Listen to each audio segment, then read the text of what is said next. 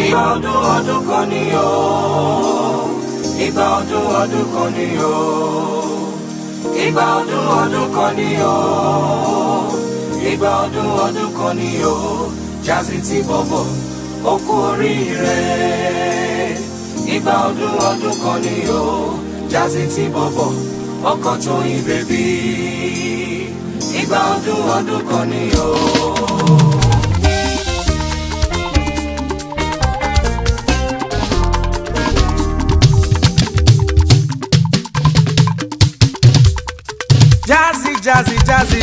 Jazzy bọ̀bọ̀ ọkọ ti Tóyìn bèbí o. Bàbá ti Favour o, olóríire ọmọ o. Ó kú ọjọ́ ìbí ẹ, àwa kí ọ kú oríire. Àbá ẹjọ́ ó kú oríire. Ìgbà ọdún kan ni o. Bàbá Favour èèyàn ti Samek Entertainment tó yá yé. Ìgbà ọdún kan ni o. Tó bá wá rí bẹ́ẹ̀ bẹ̀rẹ̀ mọ́lẹ̀ jíjó Jazzy tí. Ìjó. Mo ní ò bẹ̀rẹ̀ mọ́lẹ̀ jíjó Jazzy tí. Ẹjọ́ ẹ máa jó. Àní ò bẹ̀rẹ̀ mọ́lẹ̀ jíjó Jazzy tí. Ìjó. T-Pac ló sọ bẹ́ẹ̀. Ó yá bẹ̀rẹ̀ mọ́lẹ̀ jíjó Jazzy tí. Ẹjọ́ ẹ máa jó. Àwa la pèdè má máa pè tàná, àwa la lù má máa lù tèṣí o. Àwa náà kọ iṣẹ́ sátì lókè ní Elédùmarè ọba ló ń fún wa ṣe. Oya ye, you go dey celebrate, you go dey jubilate.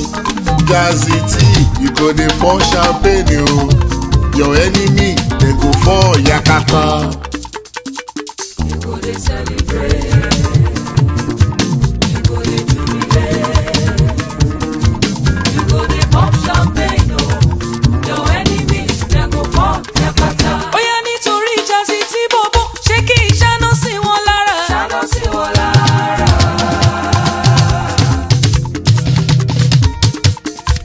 Kí wọ́n dẹ̀ mí àjò. Kí wọ́n dẹ̀ mí àjò lọ. Iná àlùjọ ni mò ń sọ, iná tùǹgbà ìbùdó fújì látẹnu Jazzy tí bọ̀bọ̀ ṣé kí ìṣáná sí wọn lára. Ṣáná sí wọn lára. Kí wọ́n dẹ̀ mí àjò. Kí wọ́n dẹ̀ mí àjò lọ. Oh Daniel, if I say Ja, you say see another man say see Jazzy T and you're ready today. If I say God, you say see another man say see Jazzy T and you're ready today. Jazzy T Entertainment Bàbá Favour ọmọ Ògúndélé Jazzy T ayọ̀ rẹ̀ ti dé.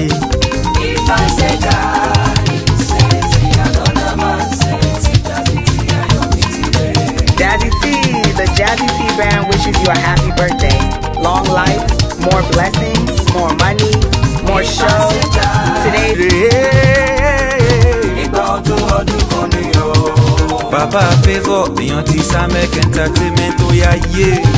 Ìgbà ọdún kan ni o. Tó bá wá rí bẹ́ẹ̀ bẹ̀rẹ̀ mọ́lẹ̀ jíjó Jazzy tí. Ìjó.